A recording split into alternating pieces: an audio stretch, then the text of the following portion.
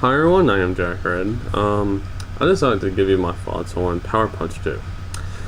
For those who don't know this, it was originally going to be a sequel to Mike Tyson's Punch-Out under the name Mike Tyson Intergalactic Power Punch. And basically, instead of going against Mike Tyson like in the previous game, you're playing as him, and you're going against all these aliens defending your title. Now, be advised, if you lose a match, game over. That's one thing that does actually the game, but it actually makes sense in life, so. First off, they give you the train thing, and it can be somewhat frustrating, and yet a friend of mine who actually did a video on it, it's a 2-part video, actually can do that part really good. So they took all the mechanics out, making the gameplay for fun to complete boredom and unfairness. You got completely unbound opponents who can easily kick your ass, and that's not fair at all. When you get power punches in the game, it has to be like, okay, instead of like stars in the original, they just come at you and you gotta look at the screen as you're fighting to tell if you have it or not.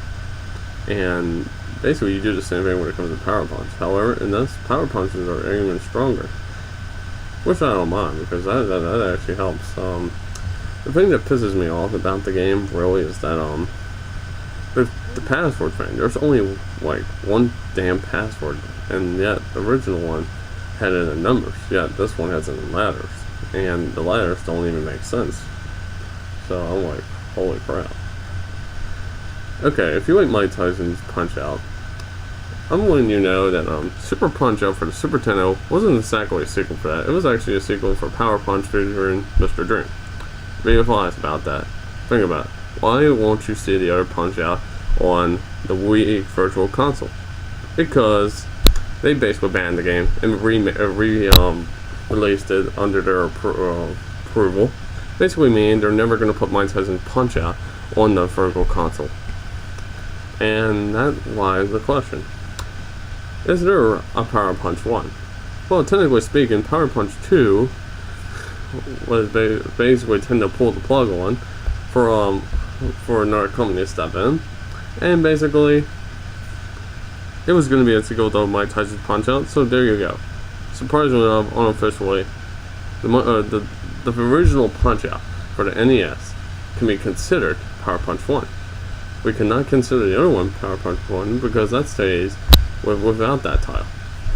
I know this is confusing, but hear me out on this. That I noticed some other little nitpicks with this one.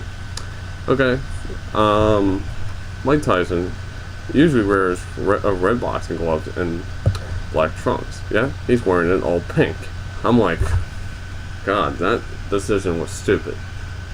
Okay, Don King doesn't have his hair, but they do a little to nothing to change his character in the game. I mean, the big change was get rid of his hair. His Robin Givens, who was his ex-wife at the time, his